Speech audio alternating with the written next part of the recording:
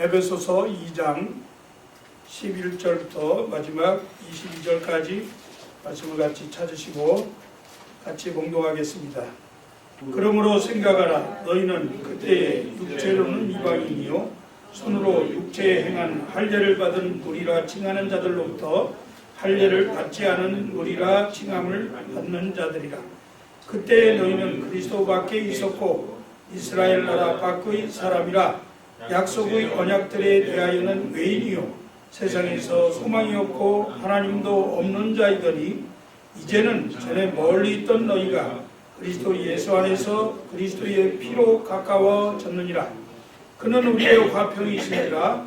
물로 하나를 만드사 원수된 것 곧 중간에 막힌 담을 자기 육체로 허시고 법조문으로 된 계명의 율법을 폐하셨으니 이는 이 둘로 자기 안에서 한 세 사람을 지어 화평하게 하시고 또 십자가로 이 둘을 한 몸으로 하나님과 화목하게 하려 하심이라. 원수된 것을 십자가로 소멸하시고 또 오셔서 먼 데 있는 너희에게 평안을 전하시고 가까운 데 있는 자들에게 평안을 전하셨으니 이는 그로 말미암아 우리 둘이 한 성령 안에서 아버지께 나아감을 얻게 하려 하심이라. 그러므로 이제부터 너희는 외인도 아니요 나그네도 아니요 오직 성도들과 동일한 시민이요 하나님의 권속이라. 너희는 사도들과 선지자들의 터 위에 세우심을 입은 자라. 그리스도 예수께서 친히 모퉁이 돌이 되셨느니라. 그의 안에서 건물마다 서로 연결하여 주 안에서 성전이 되어가고 너희도 성령 안에서 하나님이 거하실 처소가 되기 위하여 그리스도 예수 안에서 함께 지어져 가느니라. 아멘. 우리는 지난 시간에 은혜로 된 새 사람이라고 하는 제목으로 말씀을 생각해 봤습니다. 지난 주일에 에베소서 2장 1절로 11절 말씀을 가지고 은혜로 된 새 사람이라 이렇게 말씀을 드렸는데 그 말씀의 골격이 예수 믿기 전에 우리의 모습 그리고 하나님의 은혜로 얻은 구원 그 다음에 하나님의 은혜로 구원받은 우리들의 사명이 무엇인가 이것에 대해서 생각을 해보았습니다. 그런데 오늘도 마찬가지로 본문 말씀이 그와 같은 골격으로 이야기하는 것을 볼 수가 있습니다. 2장 11절 12절 말씀이 전에 우리들의 모습 예수 믿기 전에 상태를 이야기하고 그 다음에 13절로 17절까지는 예수 믿기 전에 있었던 우리의 모습을 하나님이 어떻게 일하셨는가 그래서 하나님께서 죄인들을 화목해 하신 일에 대한 설명을 하고 있고 그리고 마지막은 예수 안에서 한 몸을 이룬 우리 성도들의 사명이 무엇인가 이것을 다시 한번 말씀하고 있습니다. 두 설교가 골격이 비슷하지만 그러나 큰 차이가 있는 것은 하나는 하나님의 말할 수 없는 은혜로 구원을 받았다고 하는 데 초점을 두었는가 하면 오늘 본문 말씀은 예수님께서 만드신 화목 둘이 하나가 되게 하신 이 화평에 강조점이 있다고 하는 사실입니다. 사랑하는 성도 여러분, 지난주에도 말씀드렸지만 우리 성도들은 구원받기 전에 우리의 모습과 신분에 대해서 반드시 잊지 말고 기억해야 합니다.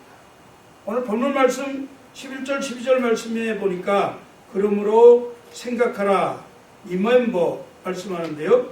너희는 그때의 육체로는 이방인이요 손으로 육체에 행한 할례를 받은 무리라 칭하는 자들로부터 할례를 받지 않은 무리라 칭함을 받는 자들이라.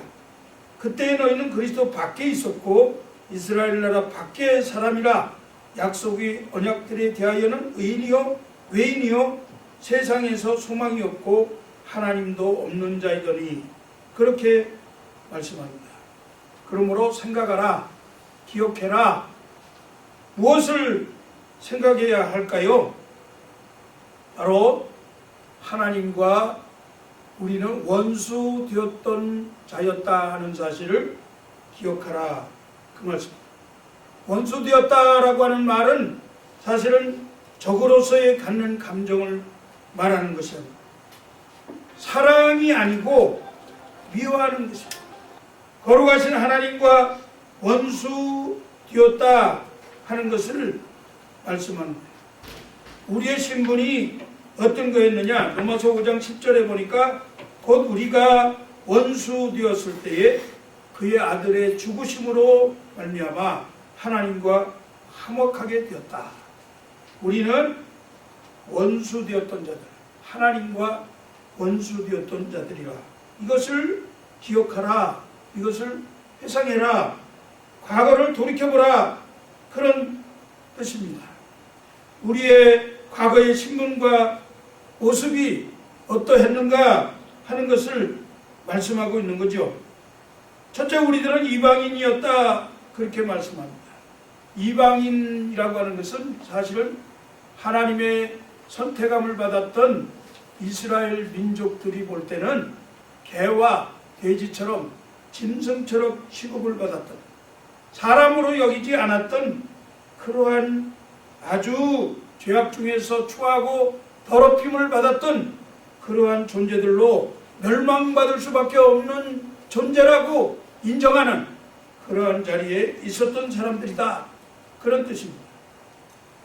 두 번째는 할례를 받지 않은 자들이다, 그렇게 말씀하는데, 할례를 받지 않았다 이 말은 하나님의 언약과는 관계가 없는 사람이다. 할례라고 하는 것은 하나님과 언약을 맺으면서 언약의 표시로 그 몸에다가 표식을 하는 것인데, 그러한 언약을 맺는 일에 있어서 소외되고 외면당하고 그리고 하나님의 약속을 받지 못했다, 그런 사람들이다 하는 뜻입니다.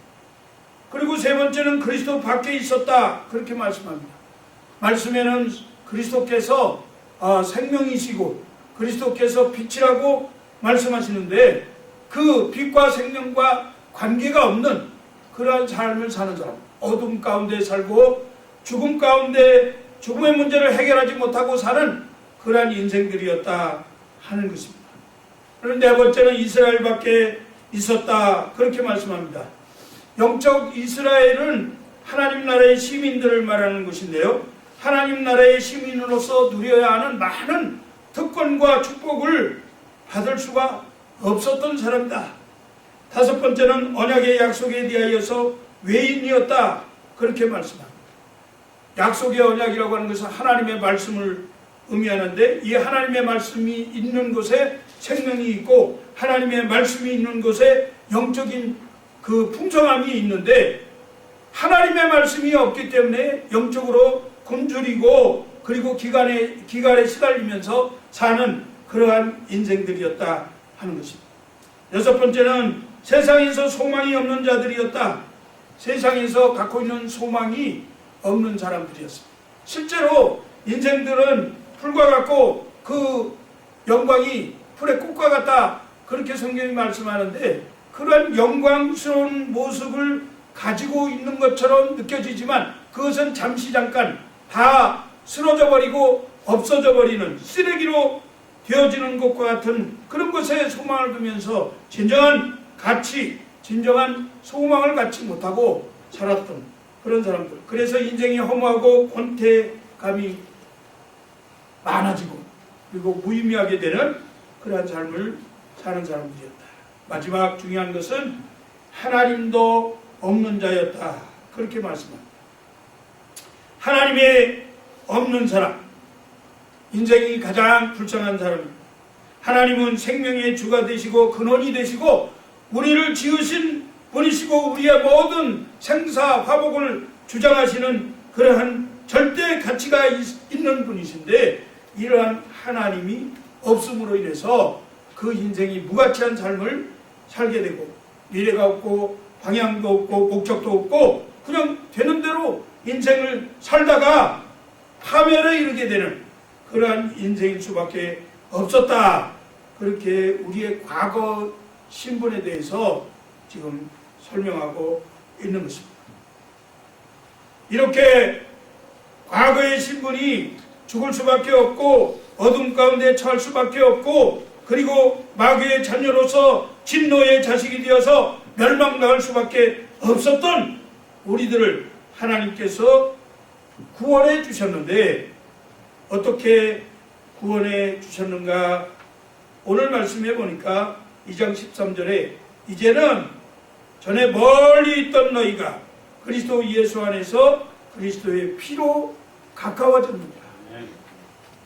그리스도로 말미암아서 그리스도의 보혈의 피로 말미암아서 하나님과 화목되어졌다.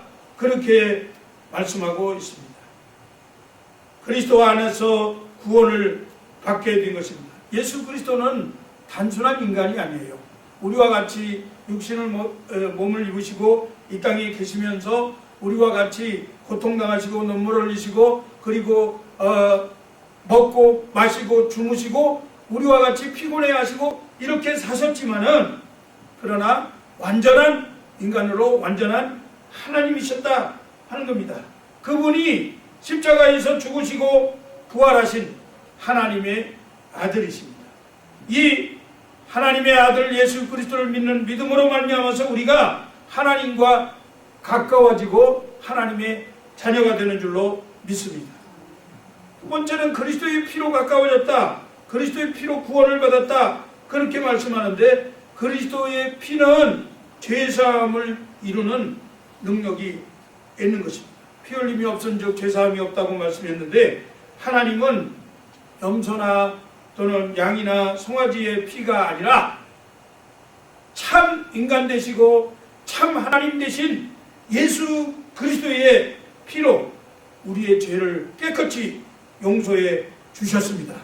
믿습니까? 하나님께서 이와 같이 예수 그리스도의 피로 우리를 모든 죄를 용서하시고 그리고 우리에게 하나님의 영 성령을 부어주셔서 하나님과 친밀한 하나님의 자녀가 되게 하신 줄로 믿습니다.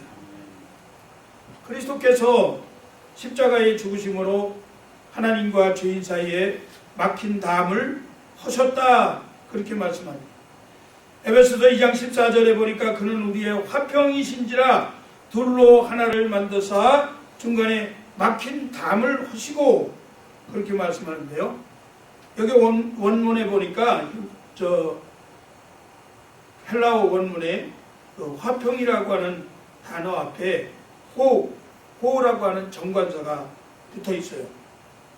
그것은 무엇을 말하느냐면 이는 그리스도만이 홀로 우리의 화평이 되신다. 예수님만이 그 화평이 되신다. 그렇게 말씀하고 있는 것입니다. 예수 그리스도를 떠나서는 어디에서도 참된 화평을 얻을 수가 없다. 그렇게 말씀하는 거죠.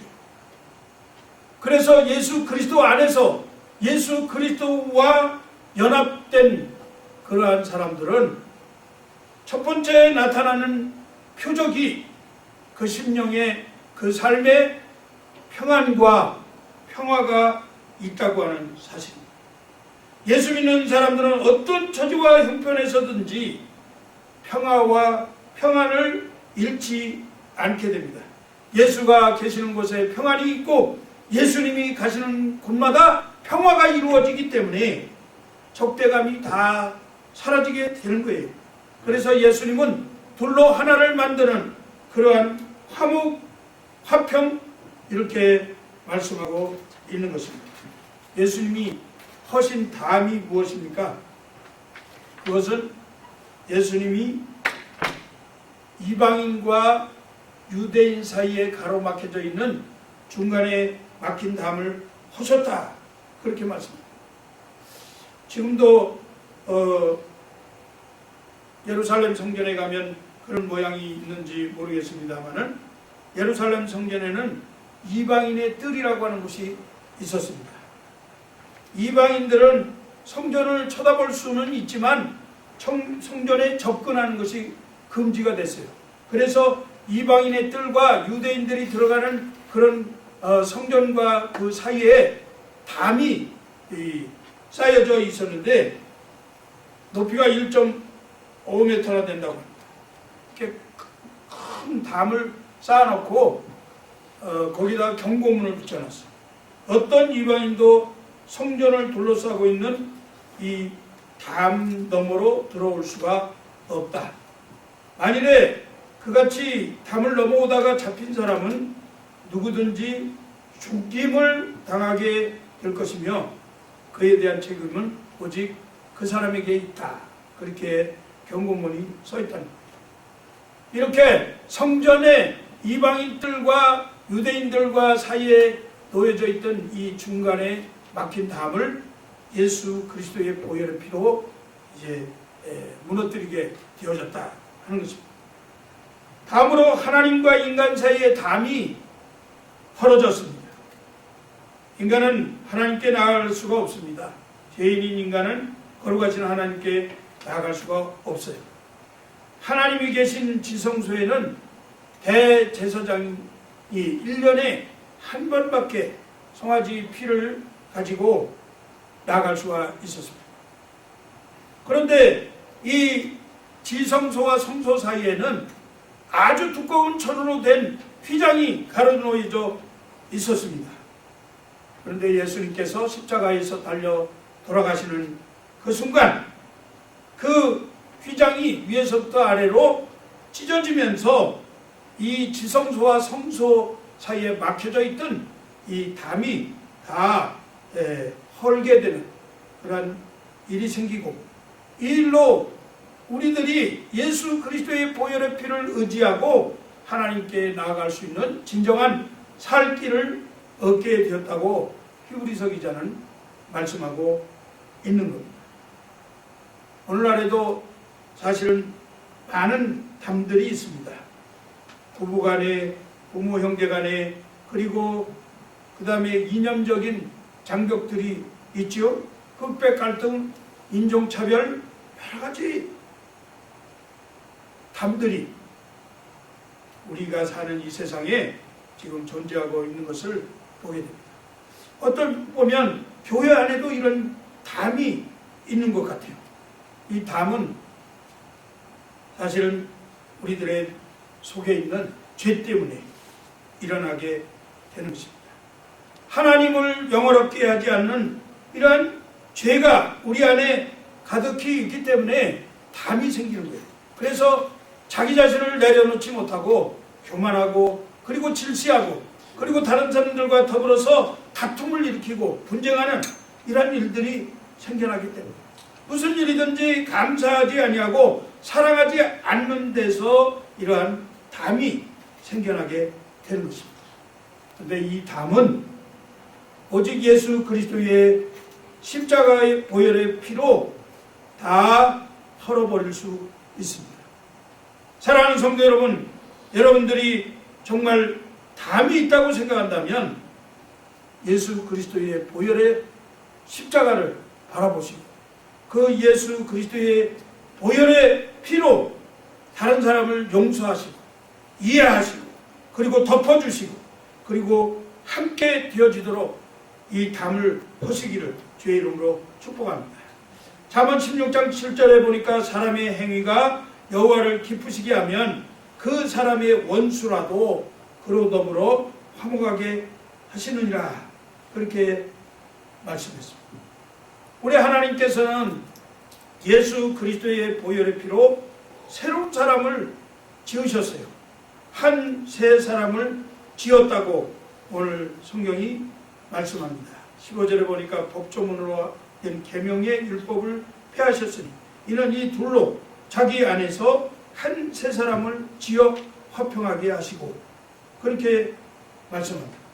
예수님은 율법을 폐하셨습니다. 예수님이 율법 자체를 부인하시는 것이 아니라 율법을 폐기했다, 그 말은 율법 때문에 생겨나는 하나님께로 가까이 나가는 장애물들을 다 제거하셨다, 그렇게 이해하시면 됩니다. 율법이 무엇이에요? 율법은 참 좋은 것이죠. 선한 것입니다. 이 율법으로 인해서 의롭게 되어지고 거룩하게 되어지는 거예요. 그런데 이 율법이 우리의 삶의 방향과 기준을 제시해주고 우리의 목적을 알려주고 하나님을 공경하는 법을 가르쳐주고 이 땅에 사는 동안에 우리가 정결하게 살아야 할 그러한 일들을 이야기해 주는데 이 율법을 우리가 다 지키지 못하는, 이룰 수가 없다는 거예요. 우리는 간혹 다른 사람들에게 이 율법을 요구할 때가 있습니다.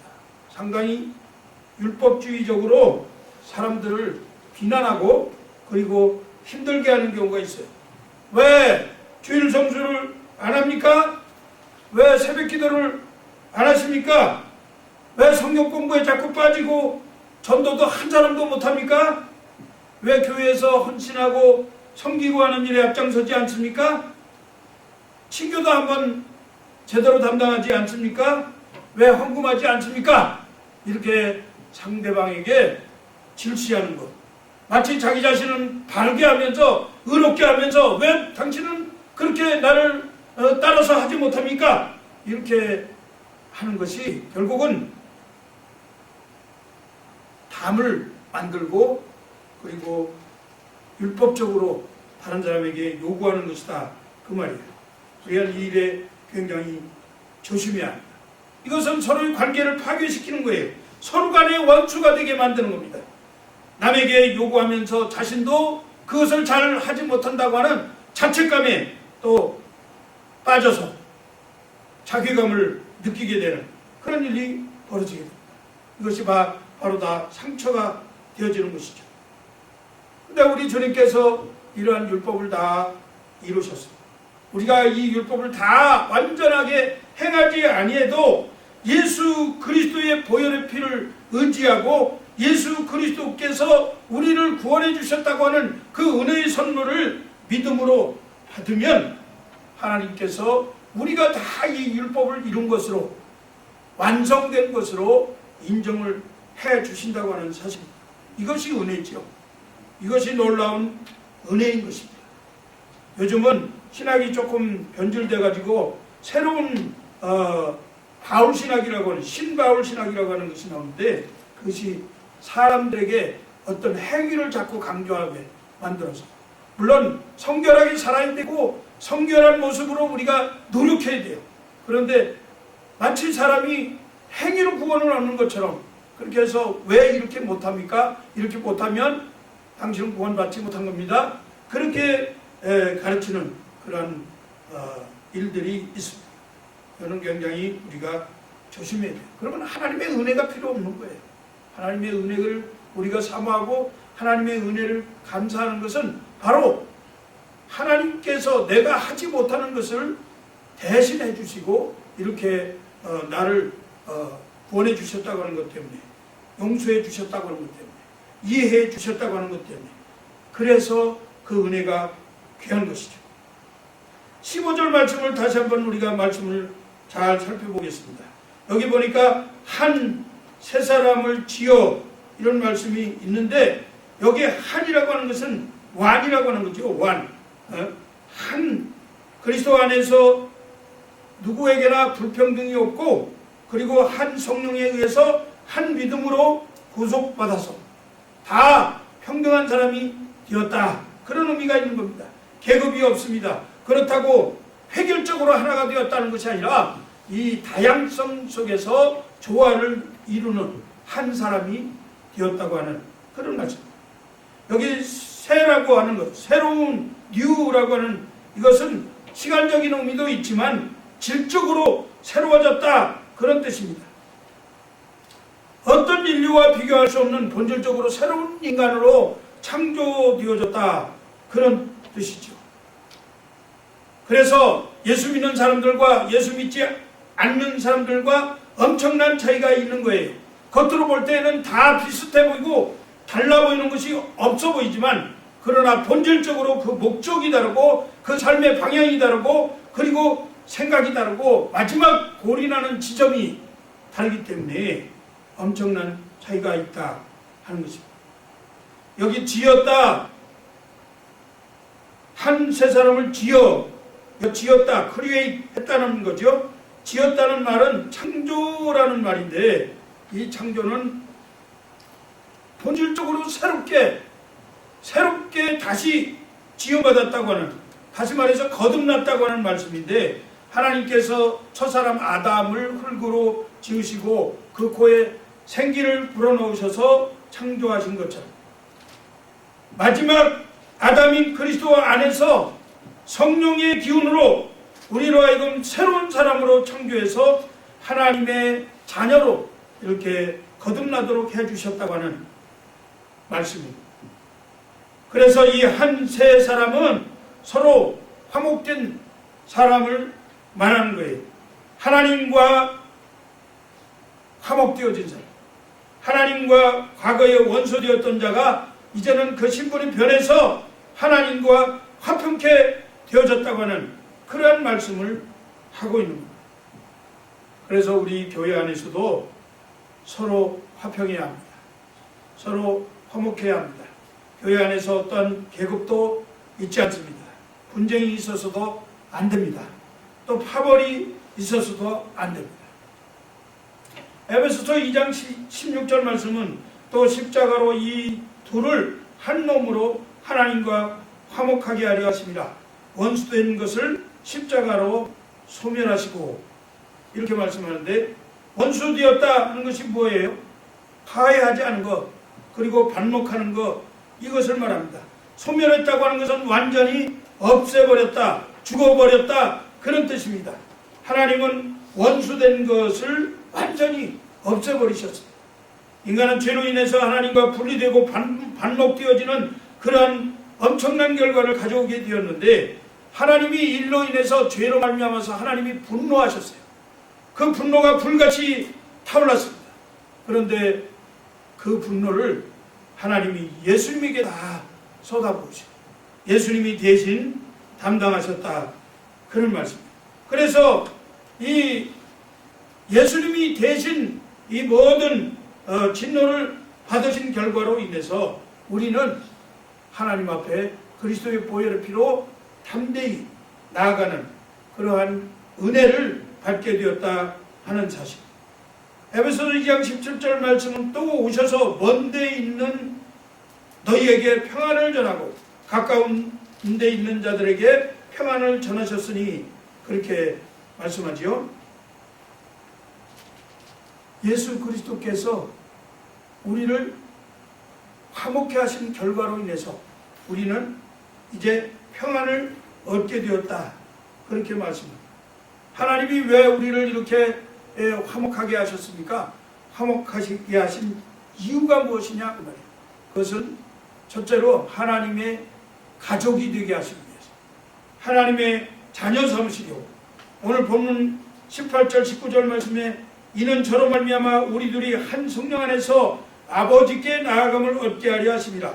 그러므로 이제부터 너희가 외인도 아니요 소인도 아니요 오직 성도들과 동일한 시민이요 하나님의 권속이라, 그렇게 말씀하죠. 너희가 이제는 이방인이 아니다, 이제는 너희들이 손님이 아니다, 나그네가 아니다, 그 말씀이에요. 이제는 한 식구다, 하나님의 자녀다. 그래서 하나님은 우리의 아버지가 되십니다. 그래서 우리가 하나님 아버지를 아빠라고 부를 수 있는 거예요. 우리는 하나님 안에서 한 가족들입니다. 예수 그리스도를 영접한 그리스도인들은 예수 그리스도 안에서 한 가족이에요. 이 한 가족이 돼서 한 분 아버지 하나님을 섬기면서 그 하나님의 은혜 가운데 그 하나님의 축복을 누리면서 살아가게 되는 것입니다. 그리고 두 번째는 한 성전이 되게 하시려고 우리를 이렇게 화목하게 하셨다, 그렇게 말씀합니다. 에베소서 2장 20절 22절 말씀해 보니까 너희는 사도들과 선지자들의 터 위에 세우심을 입은 자라. 그리스도 예수께서 친히 모퉁이 돌이 되셨느니라. 그의 안에서 건물마다 서로 연결하여 주 안에서 성전이 되어가고 너희도 성령 안에서 하나님이 거하실 처소가 되기 위하여 그리스도 예수 안에서 함께 지어져 가느니라. 사도 바울이 성도들의 모임에 대해서 집으로 지금 건물로 비유하면서 말씀합니다. 집의 기초는 사도들과 선지자들이 전해준 하나님의 말씀, 이 사도들 이 기초가 되었습니다. 사도들이 예수님의 그 말씀을 전하면서 교회의 터가 되었다, 그렇게 말씀합니다. 그리고 예수님이 그 건물의 모퉁이돌, 코너스톤, 모퉁이돌이 되어서 그 다음에 예수 그리스도를 중심으로 해가지고 성도들이 그 기초 그리고 그 모퉁이돌 곁에 서로 하나의 벽돌이 되어가지고 그리고 연결되어져서 건물을 이루어간다 하는 거예요.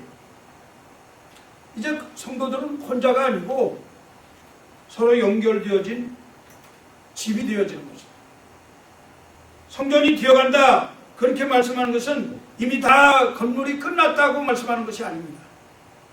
여러분 중요하게 생각해야 돼요. 이것은 앞으로 되어진다 하는 것은 becoming, growing 한다는 거예요. 점점 지어져서 자라서 성숙되어져서 아름다운 모습으로 되어진다. 여러분 한번 집을 짓는 걸 생각해 보세요.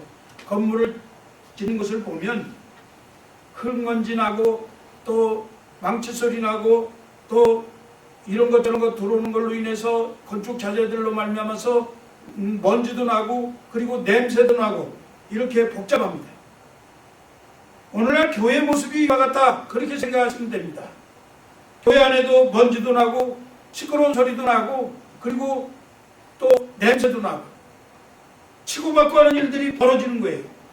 그런데 건물을 지을 때 이렇게 다 마감질을 다 해서 깨끗하게 페인트 칠하고 가구도 갖다 집어넣고 그리고 그 안에 이제 모든 건물을 완성을 해놓으면 그 집이 아름다워집니다. 믿습니까?